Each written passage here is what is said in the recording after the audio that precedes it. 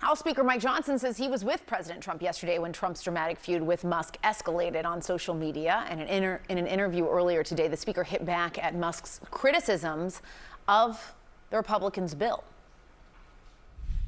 It's not personal. It shouldn't be personal.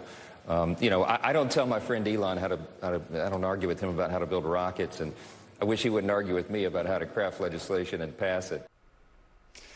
Now, Johnson's comments are notable. He and Republicans have often defended Musk's unprecedented power within the federal government. I think there's a gross overreaction in the media to what is happening. We don't see this as a threat to Article 1 at all. We see this as an active, engaged, committed executive branch authority doing what the executive branch should do. I think the American people ought to be saying to Elon, thank you, thank you, thank you. I love what Elon Musk is doing. He's a genius. Probably one of the most brilliant, accomplished, effective human beings ever to walk on planet Earth. He doesn't have to be doing this. He's the richest guy in the world. He could be on a rocket somewhere. Where is he? He's helping us. CNN's Arlette Saenz is live on Capitol Hill. Arlette, we have this legislation that's now moved over to the Senate. They have to kind of grapple with what they want to do with it. If they make any changes, it's got to go back to the House. There's still a long way to go, and Republicans are going to have to stay united. What are you hearing as this is all unfolding while that's going on Capitol Hill? Well, Jessica, Republicans up on Capitol Hill are certainly in a tough position as they are watching this very public feud between President Trump and Elon Musk play out at a very critical time for the future of President Trump's economic agenda here on Capitol Hill. Now, most lawmakers really want to keep their distance from this feud, saying that they hope the two men will work it out.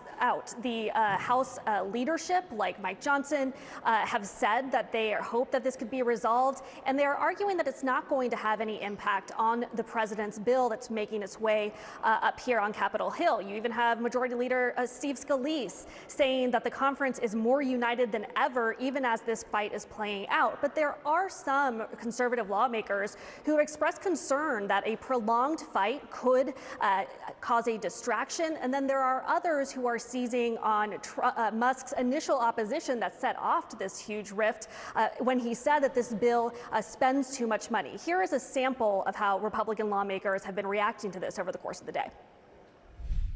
I hope this gets worked out, but I will tell you right now that people are going to be focused on making sure that we get the agenda that we voted for, and that's President Trump's agenda. Elon's not wrong that we need to cut more and find better ways to get to balance, and then look, and we're working the president hard to do that, and so I'll let those guys toss it out. I think Elon probably did change the trajectory of this bill 2 or 3 days ago when he came out against it, because people trust the guy who can land rockets backwards more with the math than they do the politicians. So that really captures the challenging dynamic that Republicans in the House and Senate are facing in this moment as they are still trying to push forward the president's economic agenda here on the Hill, even as this rupture it still continues between President Trump and Elon Musk. More to come on that. Arlette Saenz on Capitol Hill. Thank you so much. We have seen already, we've established that President Trump and Elon Musk are breaking up. Congressional Republicans, they are stuck in the middle. These are two titans. I respect them both. I'm, of course, a huge fan and supporter of President Trump. I was with him in the Oval Office yesterday afternoon when some of this was unfolding, and he was disappointed. I was disappointed. I just hope it resolves quickly. We need to go away for a while, right, and just let everybody just settle down, and temperatures will lower, and it's going to be okay. Two biggest dogs in the pound. They're going to turn on each other eventually. I have a rule. I never get between a dog and a fire hydrant. Okay, I'm definitely going to find him and follow up to see who's the dog and who's the fire hydrant here. But the timing is very tough because it's right in the middle of Republicans fighting over the president's big piece of legislation. It's his whole agenda. So the question is, who has the upper hand, and what are the ramifications of that going to be on this important piece of policy for the president and for all Republicans? My panel is back. So, Nia, I was talking to a Republican senator this morning who said his take was that if people are forced to choose over personality, between Trump and Elon, which at this moment, that's what people feel like they have to do, they're going to go with Trump. And that there is a chance that the very real concerns that Republicans have with the policy on a host of levels might get overshadowed by the need to support Donald Trump personally. Yeah, I think that makes sense because do they now just fall in line with Trump in a way to make sure that Trump knows that they are choosing his side? Trump is the father of MAGA. Elon Musk obviously has a foothold. He has this huge platform. He can drive narratives around MAGA and to MAGA. But ultimately, this is Trump's bill. This is Trump's legacy, and the party is likely going to fall in line.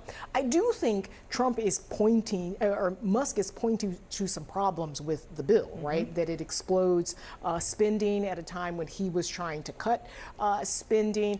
It's not really a MAGA bill in the way that Trump has become this patron saint of the working class.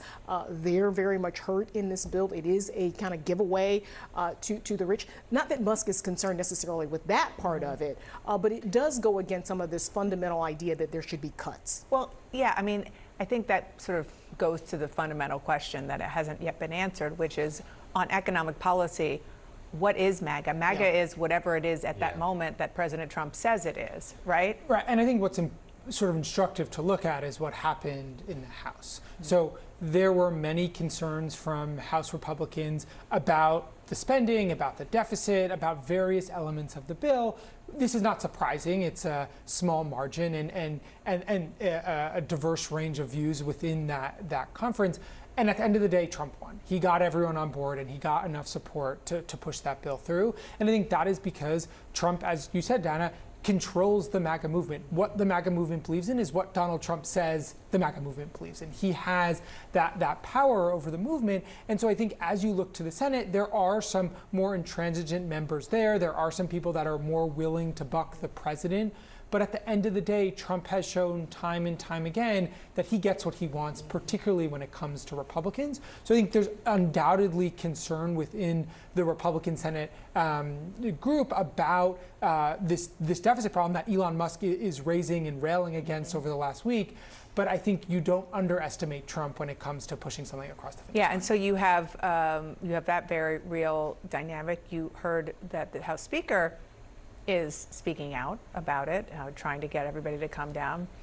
The man who's going to be in charge of making the bill actually get through the United States Senate, John Thune, the Senate Majority Leader, he's not touching this. He just said, quote, "I don't have observation on that," which is maybe the most South Dakota thing I've heard in a long time.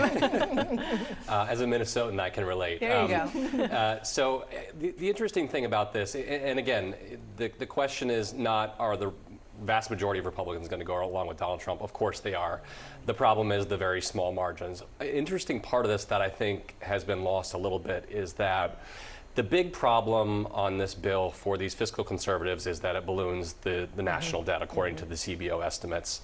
I think maybe the bigger political problem for Republicans has been something else, though, and that's the Medicaid cuts. And I do think that this conversation has kind of taken us away from that a little bit. I think that's the bigger political liability, but to the extent they're talking about fiscal conservatism, I think Trump can eventually get people over the line because of his force in the party. I think where you start getting into more problematic territory is if the Medicaid cuts start to be a bigger part of this. Yeah, that's such a good point. On the first point, which is the fiscal conservatives and those who are hardliners, that they don't want to do anything to balloon the deficit. In fact, they argue that from their perspective, our whole job here is to try to fix the deficit, which is one of the things that Elon Musk is saying. Listen to two of the Republicans who have been most sort of dead set on this issue.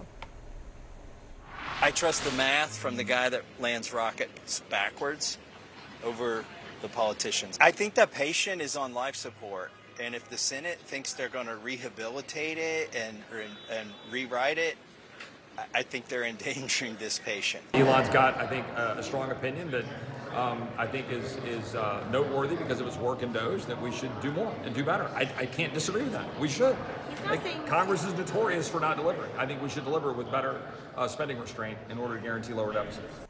And my memory is that Roy ended up voting with the president. Yep. Tom Massey, who was the first Never, person he heard. he didn't, and he never will. Right, he never will. Chip Roy has done the dance around deficits and calling out these bills, and ultimately rolls over. And I think that's probably the expectation. Some of these folks like Ron Johnson, Rand Paul, will see, but you know, it's Donald Trump, and they tend to buckle when it comes down to it.